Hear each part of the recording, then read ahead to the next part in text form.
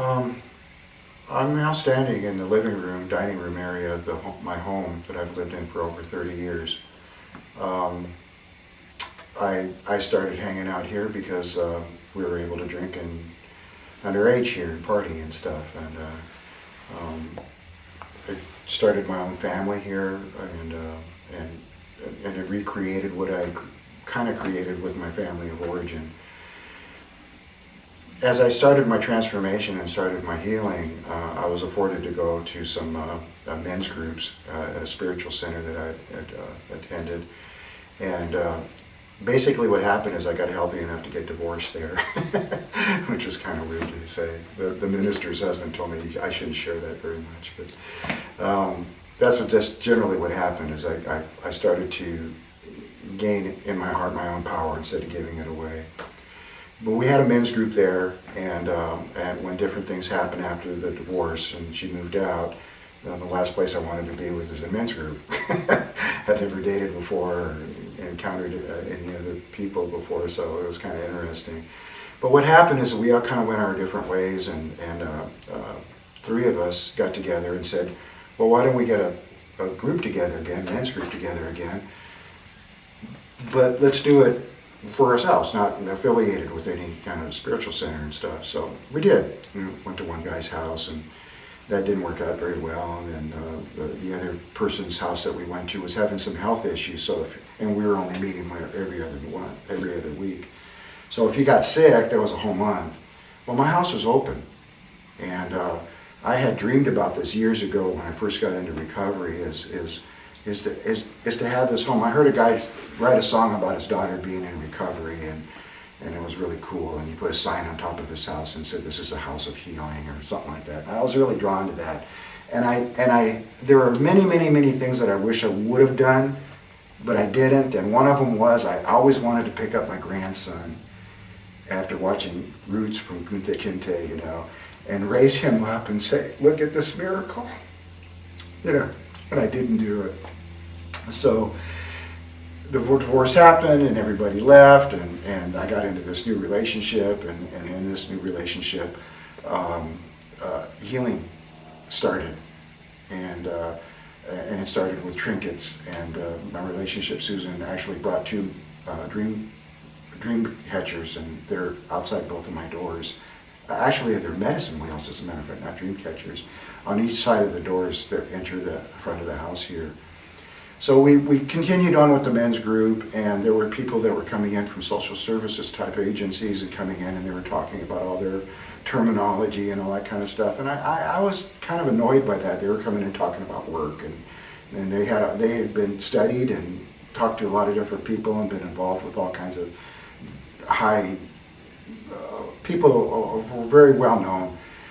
And I asked them, don't talk about work anymore. Let's just do what we're going to do here as far as our own stuff. So as that happened, as that continued, some of these guys who were therapists and hypnotherapists and teachers and stuff, as they started doing their own deep healing, then the way that they taught and the way that they spoke and the way that they affected people, even just walking into a room and resonating the energy of the healing that was part of that. So we changed it from a men's group to a healing circle. And as I've introduced, and we started another group that was kind of co-ed instead of just and what I would do is in introducing that, something came to me that I didn't realize, is that the home that I resonate in now had almost 50 years of dysfunction and addiction and trauma and drama in it. And it's been the last 6 or 7 or 8 years that the energy has changed in this home. And it is now a house of healing. Because the people that I attract now are people who are energetically wanting to change who they are, to redefine themselves, to be part of the energy of being the human tribe, of being connected on a more global, organic aspect. And so I'm in a home of transformation because the transformation is in this home, inside here, and it resonates within the structure of the home.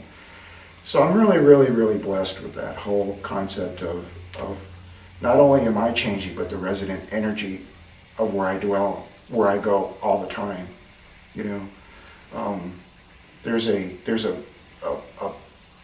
movie, an old movie called Ben-Hur, and in this movie there is a scene in there where Ben-Hur, the main character, is being taken to die in the gallows.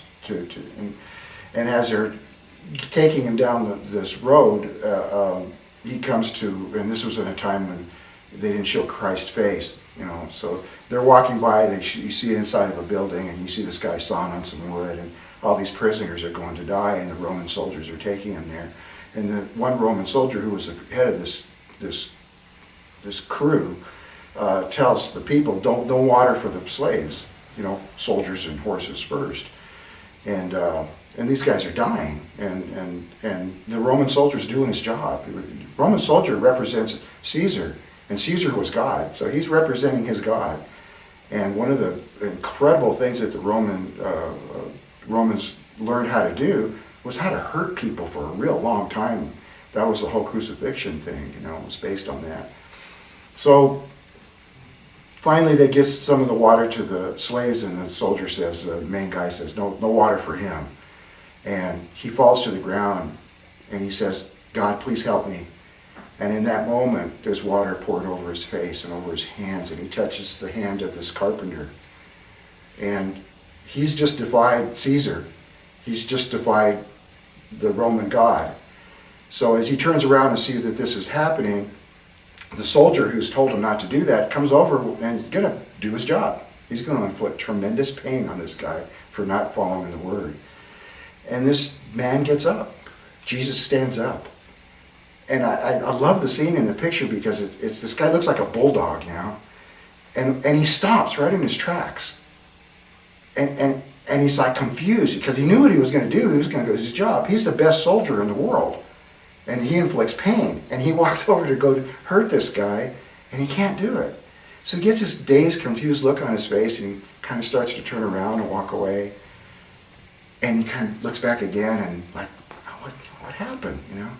Well, what was really intriguing to me is that what Jesus didn't pull out an Uzi. He didn't get any morning stars or any weapons, or he didn't get in some kind of fighting position.